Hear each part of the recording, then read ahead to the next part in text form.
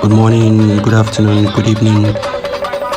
Today we shall be discussing and addressing Chief Olusegun Obasanjo on the need to stop, deceiving the Nigerian youths and the need to tell them the truth and only but the truth. This is Star News TV Biafra 1. If you've not joined this beautiful and wonderful family, kindly click on the subscribe button.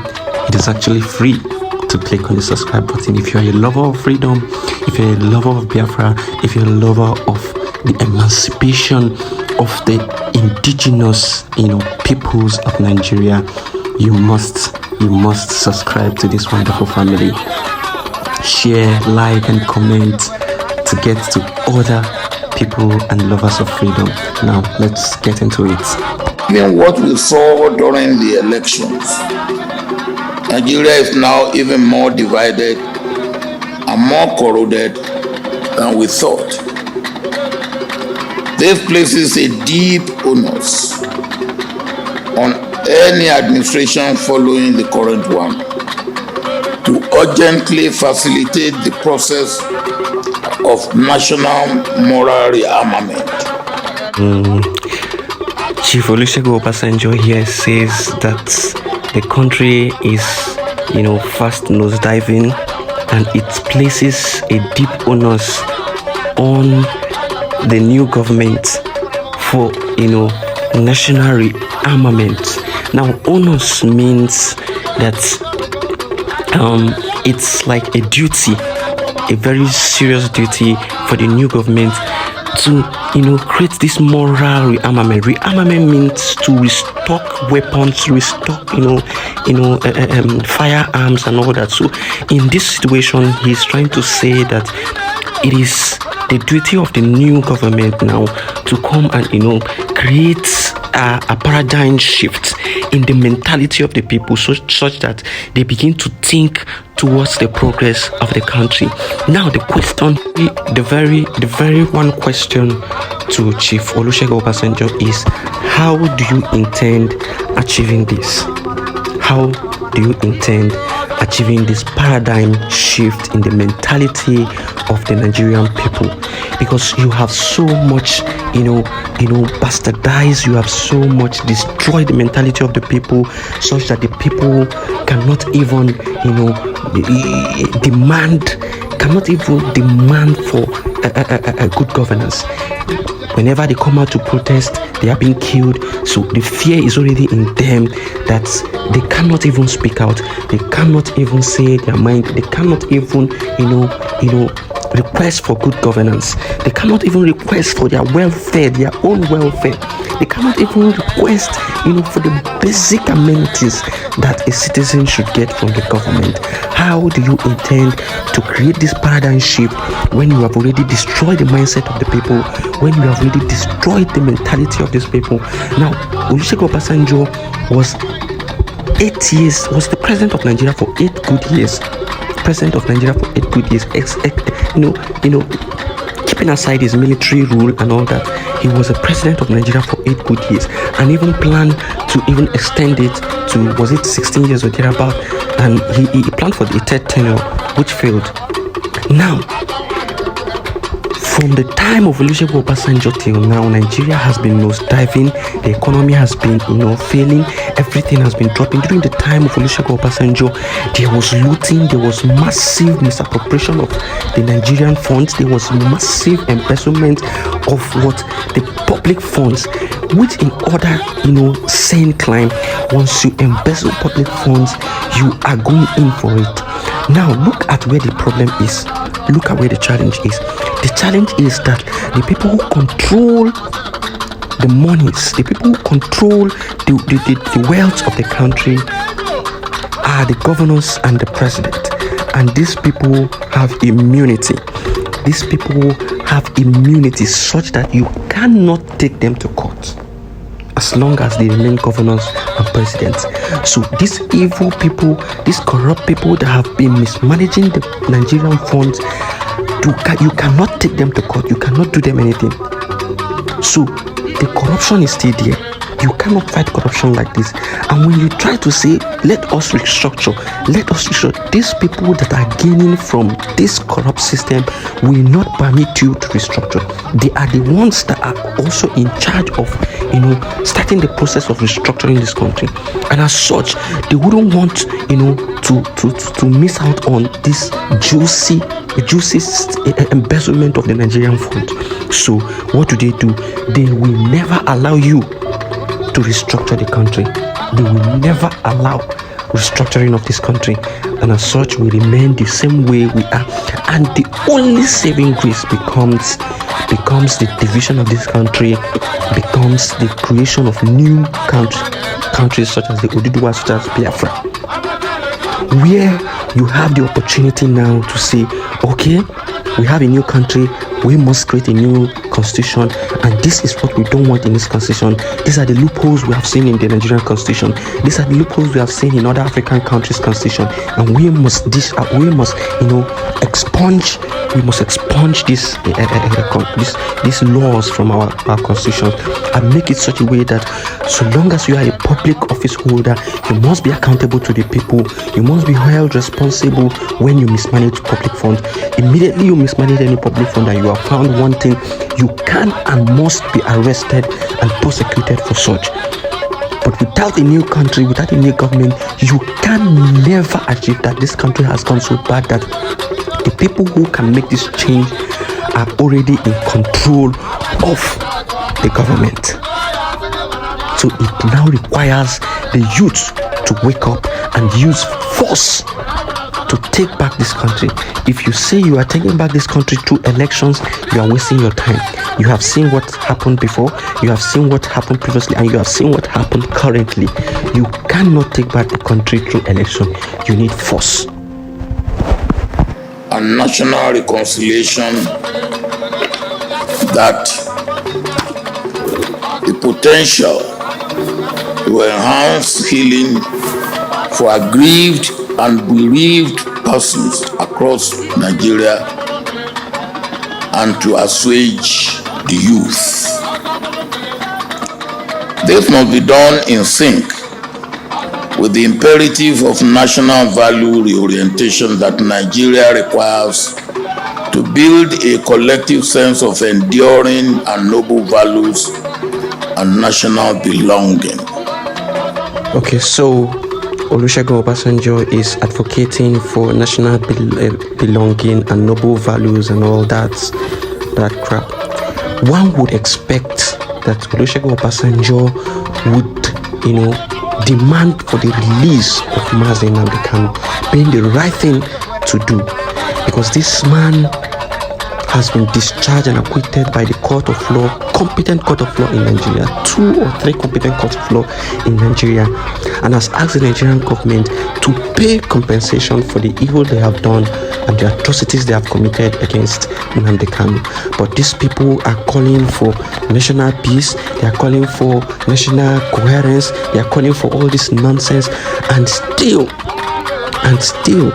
the leader of over 90 million people who is fighting for the betterment of his own people is kept in prison, is kept in solitary confinement, is treated as a criminal, and these people will come out and shamefully claim to want national coherence, whereas they have kept an innocent man in prison, they have kept an innocent man, behind bars, and they don't want to do anything about it. The president, General Muhammadu Buhari, who said that he is not going to say anything about this except the ruling of the courts, that he will allow the ruling of the court to prevail, and the court has ruled in favor of release of Nnamdi Kanu, and still they do not want to release him. And these evil people will come up on national television to speak to Nigerians and to speak to the consciousness of Nigerians, and they would avoid this very important issue of the release of Nnamdi Kanu. Boko Haram members are being released on a daily basis. Boko Haram members are being released on a daily basis. What moral justification do you have to keep Nnamdi Kanu in prison up to this moment? What moral justification? Can the people of the southern Nigeria reason and think like human beings? A person like Nnamdi Kanu, who is looking for the betterment of his people, is kept incommunicado, is kept in solitary confinement, and terrorists who have been killing the Nigerian army, rendering so many persons homeless, rendering so many persons widows and widowers, are being released. But yet, you have common criminals in cell. You have people who have done nothing wrong in cell. What moral justification does the Nigerian system, does the Nigerian government have to still have people in cell when you can release terrorists? Why then do you have other ordinary people who have committed very minor, infinitesimal crime in cell? If the Nigerian government can release terrorists, then I do not think the Nigerian government have the moral justification to keep anybody in Nigerian prison. Everybody in the Nigerian prison should and must be released. This is my stand. 2. Governance in Nigeria now calls for thinking outside the box in terms of development financing. This has become inevitable in the face of Nigeria's dwindling fortune in oil revenue, Nigeria's huge foreign indebtedness, and the urgency of diversifying Nigeria's monocultural economy. We cannot be spending like drunken sailors on frivolities and corruption and expect development and growth.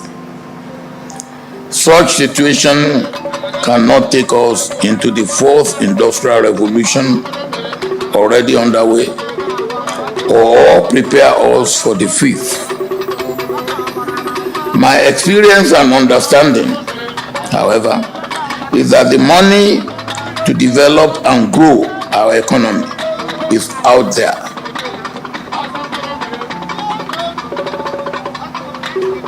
If we provide conducive environment for it to come and stay. Chief Olusegun Obasanjo knows the truth but fails every given opportunity to tell the Nigerian people the truth. The truth is that we have all the resources to make this country a better place, but then it is not possible because some persons have the ideology of Islamizing and Fulanizing this country, and as such they have placed everybody under bondage. And we must emancipate ourselves from this mental slavery, from this mental decadence, moral decadence in the society. Corruption has become the order of the day, and when the head is corrupt, you have no way to control the body is definitely going to be corrupt. So when the people at the helm of affairs are very much corrupt, you cannot stop the ordinary people from being corrupt because you have deprived them of welfare that is due them. And that is why you see corruption at the high level in Nigeria. That is why you see Yahoo boys and all that. It is as a result of the failure of the government at the helm of affairs. That is why it has, washed down to the people and it has, overtaken them. So corruption, they now have that mindset that before you can excel in a country like this, you must be corrupt. And if you look around you, check, do a kind of investigation on all these governors, all these senators, all these people that are political leaders in this country, you will discover that over 90 to 95% of them are criminals or have criminal cases. And that is why many people say Nigeria breeds criminals. For us to have a proper and a genuine change, we need the division of this country. And for you to have, change, for you to have growth, you need peace. You need peace. And for you to start that process of peace, you must release Nnamdi Kanu. Because if you do not release Nnamdi Kanu, you can never have peace. You can never have peace. You have kept the leader of over 90 million people genuinely agitating for the betterment of their people. You have kept their leader in solitary confinement. You have kept him even when the court have ordered you to release him. You have kept him incommunicado. You have kept him behind bars, and you think you want peace. You can never have peace. You can never have peace. So we are demanding the release of Mazi Nnamdi Kanu first to start up the peace process. If you want peace in the country, release Nnamdi Kanu first and release every other Biafran agitator in prison, because these people have done no wrong. All they ask for is a better place to live and survive and grow as a normal human being. 3. Political will, political action, and administrative efforts must be invested on reforming the public service into a capability ready institution that could enable Nigeria's development agenda beyond 2023. All these and more are necessary to correct and not to repeat the sickening and painful show of shame which the elections of 2023 generated into. Let me conclude by stating clearly that I am now too old to keep quiet and watch Nigeria seemingly clueless launch into a dystopia. All efforts are now required from all well-meaning and committed patriots to rescue the nation from the precipice. And when I look at the audience, I have a feeling that among the people who can do it and who must do it are some of you here. Well, Chief Olusegun Obasanjo is talking about political will. There is no political will. The political office holders do not have the zeal, do not have the will to make this revolutionary change that you are talking about. They do not want it, because once they make a very good change, it is going to affect them. The embezzlement of public funds that they are enjoying, they would not enjoy it. So these persons you are calling upon to make a change will not and cannot make a change. And you were talking about dystopia. This country is already into dystopia. You are not talking about trying to make it better or trying to avoid plunging into dystopia. We are already into dystopia. Now, dystopia simply means great injustice and suffering. We are already marginalized greatly in the south, in the southern part of Nigeria, in the eastern region, the former eastern region known as Biafra, the southeast and the south. We are already over marginalized and we are suffering and we cannot continue. So this dystopia is already in existence long ago. So why is Olusegun Obasanjo not telling Nigerians the truth? Why is he covering the fire? Why is he saying that we should, we need political will and all that to avoid plunging into dystopia, whereas we are already into dystopia? There is great suffering and marginalization of the people of Biafra, and we cannot take it anymore. Our people are being killed at will. Their businesses are being destroyed by the Nigerian government, who are supposed to protect them. What kind of injustice is this? Is this not the height of injustice? Is this not the height of barbarism? Is this not the height of wickedness? That a business owned by the Nigerians will be destroyed. The Igbo businesses are being destroyed both in Lagos, both in the east, and you say you are looking for a way to prevent dystopia, whereas you are already in dystopia. The country is already in dystopia. So Olusegun Obasanjo should stop deceiving the Nigerian people and focus on trying to give them the right, advice. The right advice, which is the release of Nnamdi Kanu and the referendum that the people of Biafra require or request from these people. Give us referendum, and if after the referendum we decide to stay in Nigeria, fine. If we decide to leave, fine. Division is not bad. Division is for the growth of every region. When we divide, every region will take care of themselves and move and progress at their own pace and capacity. We cannot continue in a state where a particular region has this mentality of growth, another region has a mentality of backwardness. It cannot work. It cannot work. So tell the people the truth. And that becomes my own personal obligation to continue in my relentless service as letterman, dedicated in my twilight years to saying the truth as I see it, so as to push Nigeria in the direction of our collective aspirations. And what is our collective aspiration? Or what are our collective aspirations?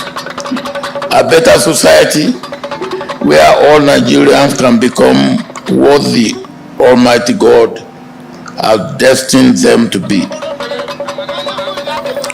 At times like this, some of us have to adopt the attitude of being known to be blind and not being afraid of the dark. But we must continually work for the light for all.